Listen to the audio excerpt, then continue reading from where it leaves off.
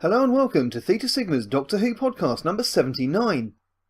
In this week's show we're reviewing Time Heist and looking at the last of our Doctor Who showrunners, for the time being at least, one Stephen Moffatt.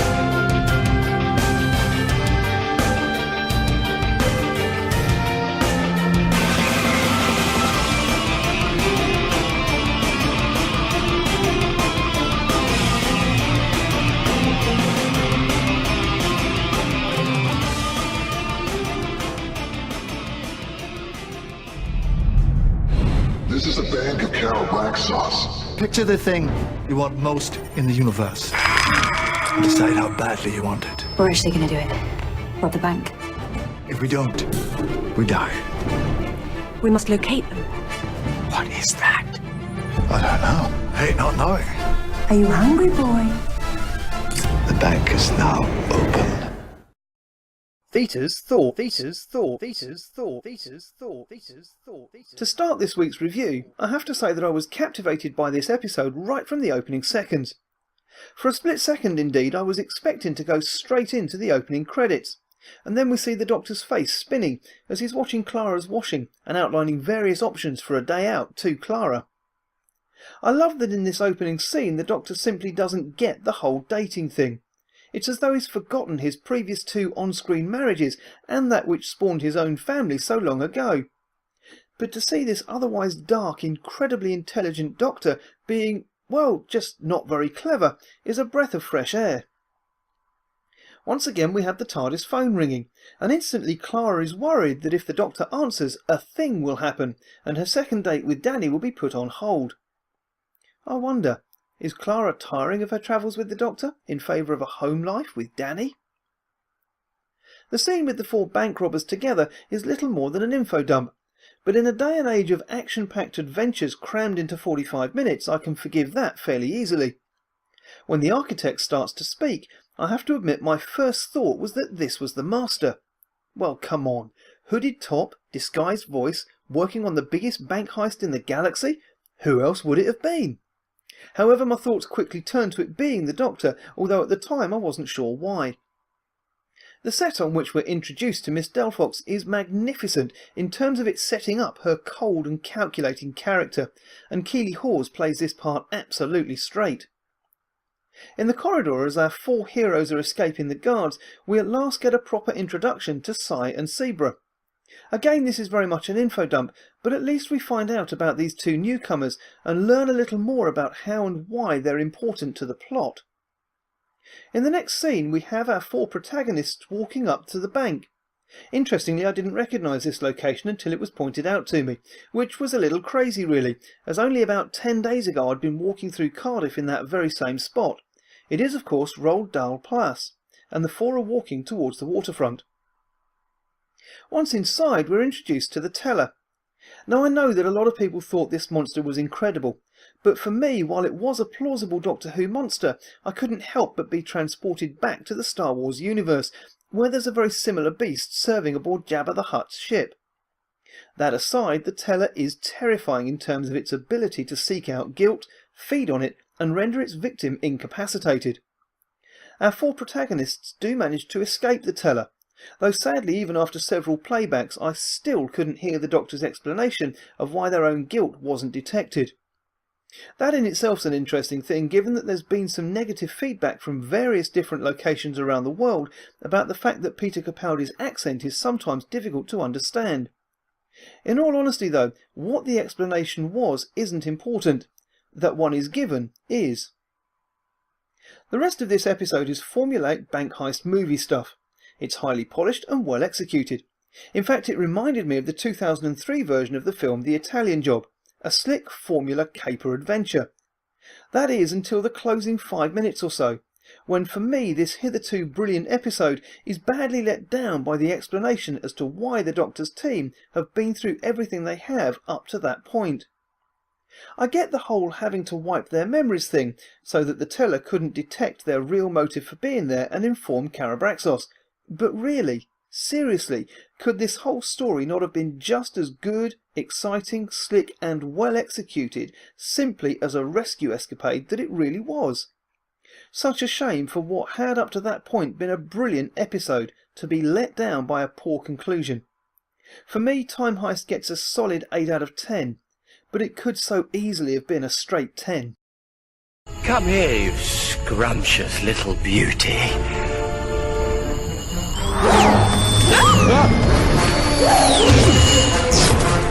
A box? Doctor, what is it? I've got mail. This week's feedback comes first from Ian Thomas McLean, who said, 2 words, typical Thompson. Ian went on, however, to explain, good idea, good cast, everything underused, but this time with a Moffatt kiss. Better than that's Stephen Thompson's last 2, but not amazing. That's 3 average scripts he's penned. Time for another writer, I think. Thanks for your comments, Ian, and to a point I do agree. It was a good idea and the cast were excellent. Such a shame about that resolution though. Next up was Paul Blackhurst, who commented, having looked at comments from other pages, there's a lot of negativity for Time Heist. Well, I liked it. Yes, the plot wasn't hard to work out, but the chapters were well played, and it was a nice twist when they reached the private vaults. Thanks for your thoughts, Paul, but as you know by now, I can't agree with you on the twist at the end. But hey, that's the beauty of fandom. We all see things differently, and I love hearing all your thoughts and views. Lastly this week we have Michael Doyle, who said, I liked it. Good pacing, fun one-off story all to itself, no Missy, no amazing revelations, just a fun story. I'm wondering who else was in that database of criminals though, as there were more photos than in last week's preview. You know, Michael, as I read your comments through again just prior to recording, I found myself agreeing completely, and indeed thinking that Time Heist was even more of a romp than Robot of Sherwood.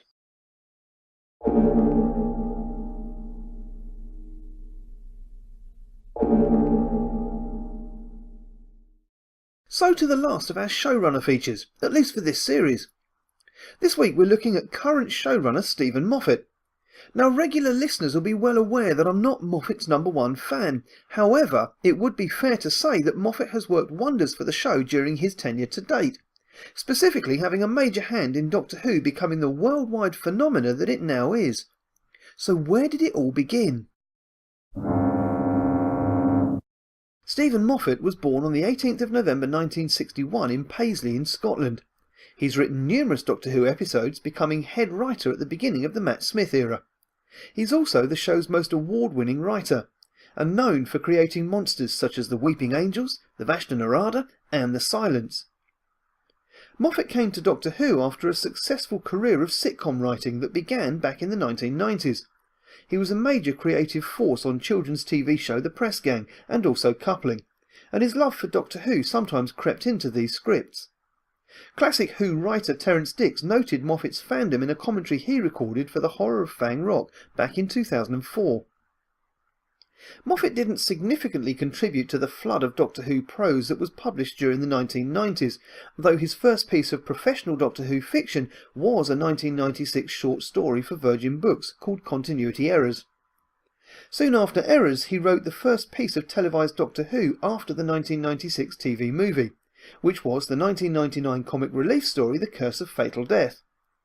When the BBC Wales version of the programme started in 2005, he began writing a string of BAFTA and Hugo Award-winning storylines, including The Empty Child and the Doctor Dances, The Girl in the Fireplace and Blink. Moffatt also wrote Time Crash, the first multi-Doctor story for the new series, as well as Silence in the Library and Forest of the Dead. His only prose contribution during this period were 3 more short stories, each for a version of the old Doctor Who annual concept. As of 2014, Moffatt has the distinction of writing for more Doctors on screen than any other writer for the show, with a total of 7. As well as contributing episodes for the main tenures of Christopher Eccleston, David Tennant, Matt Smith, John Hurt and Peter Capaldi, Moffatt also penned Time Crash for the 5th Doctor and Night of the Doctor for the 8th Doctor. And due to a cameo appearance in Day of the Doctor, he's also written for the Curator, who may be an alternate version of the 4th Doctor, although the nature of his cameo is intentionally ambiguous. On the 20th of May 2008, Stephen Moffat was announced as the executive producer and head writer of Doctor Who, starting with the 5th season in 2010. On his appointment, he said in a BBC press release, "My entire career has been a secret plan to get this job. I applied before but got knocked back because the BBC wanted someone else, and also I was only 7. Anyway, I'm glad the BBC has finally seen the light, and it's a huge honour to be following Russell into the best and toughest job in television. I say toughest because Russell's at my window right now pointing and laughing." Although Moffat cast 26-year-old Matt Smith in the role, he'd previously been quoted as preferring older actors in the role of the Doctor. "Although I loved Peter Davison and Paul McGann, probably the best 2 actors in the role, I don't think young, dashing doctors are right at all. He should be 40 plus and weird looking, the kind of wacky grandfather kids know straight away to be secretly one of them." Stephen Moffat's work on Doctor Who has exhibited 3 major themes: romance and sexuality, especially concerning the Doctor, the power behind the Doctor's real name, and the consequences of time travel and its resulting paradoxes. Other recurring elements in his stories include children's fears, whether they be bombs dropping in World War II, monsters under the bed, statues coming to life, or simply the dark. And also the Doctor being a very lonely soul. Another common characteristic is that everyone lives. Of his first 4 stories, 2 of them featured no deaths at all, while the other 2 featured only deaths by natural causes. Another characteristic of Moffat's writing for Doctor Who is antagonists who are not necessarily evil, merely doing what they're made to do. 3 times Moffat has used time travel to very quickly build an emotional relationship between someone and the Doctor when they encounter him fleetingly, then see him again many years later, Amy Pond being a classic example. However, the reverse happens between the Doctor and River Song in Silence in the Library. Moffat tends to use metafictional references as serious or semi-serious themes. Previous head writer Russell T Davies invented retcon, a memory-wiping drug in Torchwood to restrain in-universe knowledge of non-public information. Moffat converted the Doctor Who question into the first question, and made it part of a universe-threatening story arc. He also likes to plant his themes early and let them be revealed slowly, sometimes years later. Although he first raised the theme of Doctor Who, It's More Than Just a Question, in 2006, he only revealed its importance in 2011 in The Wedding of River Song. In like manner, the question of the identity of River Song and her relationship to the Doctor was raised in 2008 in Silence in the Library, but was only answered in 2011 in the stories A Good Man Goes to War and The Wedding of River Song. Moffat also has the Doctor and River Song warning each other of spoilers to avoid future-altering knowledge. Moffat's used the TARDIS as a telephone box several times to surprise even the Doctor. In The Empty Child and The Bells of St. John, the Child and Clara Oswald made the TARDIS outside phone ring. At the end of The Beast Below, the Doctor enters the TARDIS just as the console phone is ringing. And in The Wedding of River Song, the Doctor uses the phone to call up the Brigadier for an adventure. Moffat-designed monsters have been very basic-looking, but intricately designed. The Empty Child look like people wearing gas masks, but are actually mutants modelled after a dead child and created by subatomic robots. The Clockwork Droids look like people in French dress, but are actually clockwork repair droids using time windows to repair their ship with human parts. The Weeping Angels look like statues, but they are actually ancient quantum-locked time-trapping assassins that feed off time energy. The Vashta Nerada look like shadows, but are actually carnivorous swarms that inhabited trees that were manufactured into books. Prisoner Zero looks like a man with a dog, but is actually a shape-shifting worm hiding in Amy Pond's house via a time crack. The Smilers look like dummies, but are actually androids involved in a killer government conspiracy. Perhaps Moffat's most notable monsters are the Silents, an ancient species that have the ability to make people forget that they even existed. Moffat's monsters have been highly regarded by the fans as the scariest monsters, although it should be fair to say Paul Cornell's Family of Blood and Russell T Davies' Midnight Entity have also been highly regarded. Throughout his involvement with the revived series, Moffat has been something of a Hugo Awards juggernaut. The episodes he wrote for each of the first 4 seasons, The Empty Child and the Doctor Dances, The Girl in the Fireplace, Blink and Silence in the Library and Forest of the Dead, were all nominated in the Best Dramatic Presentation Short Form category. He's also received multiple nominations during his years as executive producer. Both The Pandorica Opens and The Big Bang and A Christmas Carol were nominated in 2011, and A Good Man Goes to War in 2012. 3 of his episodes were also nominated in 2013, Asylum of the Daleks, The Angels Take Manhattan and The Snowmen. Moffat set a record by winning the Hugo Awards 3 years consecutively, 2006, 7 and 8, with his episodes defeating episodes of Battlestar Galactica and a Star Trek fan film, as well as others from Doctor Who and Torchwood. The winning streak came to an end when Moffat's Library 2-parter was defeated by the internet production Dr. Horrible's Sing-Along, although only by approximately 100 votes. Despite this, however, Moffat did win the award again for the Series 5 finale in 2011. As an individual writer, Moffat has twice been nominated for the Best Script Nebula Award, for Girl in the Fireplace and for Blink, and his work on Blink resulted in the Best Writer and Best Screenwriter awards at the 2008 Television BAFTA and BAFTA Cymru Awards respectively. As part of the collective writers for Series 3, he was also awarded the Writers Guild of Great Britain Award for the Best Soap or Series on Television. Moffat's work on Doctor Who has also been recognised by those writing for other well-known franchises. The preface to the Star Trek novel Watching the Clock features a quote from Blink credited to Moffat. Moffat also wrote the Hartswood Films drama series Jekyll, a modern version of The Strange Case of Dr. Jekyll and Mr. Hyde, which aired on BBC One in June and July of 2007. In an interview with The Age, James Nesbitt, who played the lead roles of Dr. Tom Jackman and Mr. Hyde, called Moffat an eccentric, shy fellow, while commending his writing as inventive and dark and funny. In 2007, it was reported that Moffat would be scripting a trilogy of the Adventures of Tintin films for director Steven Spielberg and producer Peter Jackson, starring the boy reporter Tintin. According to the Times newspaper, Moffat had to be love-bombed by Spielberg into accepting the offer to write the films, with the director promising to shield him from studio interference with his writing. He had intended to complete the work on the whole trilogy before resuming work on Doctor Who, but the intervening Writers Guild of America's strike meant that he could submit a finished script for the first film only. In 2008, Moffat was quoted by the Daily Mail as saying, "I could not work on the second Tintin film and on Doctor Who, so I chose Doctor Who." Moffat continued to write for Hartswood Films even after his appointment as showrunner for Doctor Who. During their journeys from London to Cardiff for Doctor Who, Moffat and Mark Gatiss conceived a contemporary update for Sherlock Holmes, simply called Sherlock. Benedict Cumberbatch was cast as Holmes, with Martin Freeman as Dr. Watson. 3 series of 90-minute episodes written by Moffat, Gatiss and Steve Thompson have already aired in 2010, 2012 and 2014. He won a Royal Television Society Judges Award in 2010 for his work on both Doctor Who and Sherlock. Oh, goodbye, my dear chap.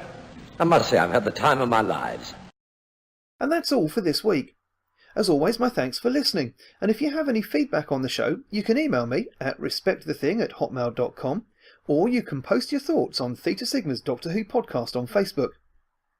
Next week we will of course be reviewing The Caretaker, and moving across from looking at Doctor Who showrunners to some of the best-loved directors of the show, both classic and new series, starting with Douglas Camfield.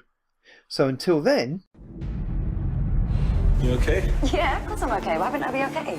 I don't know, every time I see you it's like you're... What? in a rush, in a state. How's you? Sorry I'm late. Who are you having dinner with? I can't keep doing this. I can't do it. The next few days are all about you. I promise. I'm the new caretaker, John Smith. Welcome to Colville, Mr. Smith. Thanks. Problem. Solution. Destroy.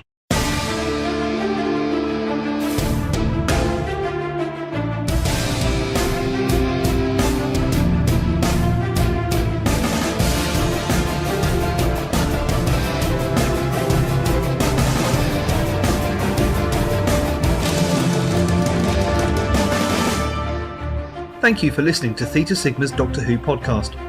Doctor Who and its associated shows are all copyright and property of the BBC, and no infringement is intended.